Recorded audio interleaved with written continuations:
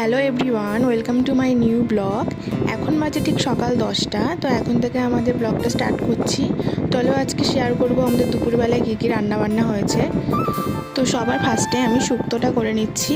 তো আমাদের শ্বশুরবাড়িতে শুক্তোতে সবাই পেঁয়াজ ফোড়ন খায়, তো এর জন্য পেঁয়াজ ফোড়ন দিয়েছি। তো অনেকে নাও খায়, এর জন্য বললাম। তো তারপরে আমি ভেটকি মাছের মাথাটা করে নেব। তার জন্য প্রথমে তেলে জিরে ফোড়ন দিয়ে আদা, পেঁয়াজ, রসুন, কাঁচা লঙ্কা সব কিছু বাটা দিলাম। এবার নুন, হলুদ তো কম্পালসারি দিতেই হয়, তোমরা জানো। তো তারপরে দিয়ে কিছুটা জল দিয়ে দিলাম যাতে মশলাটা ভালোভাবে কষানো যায়।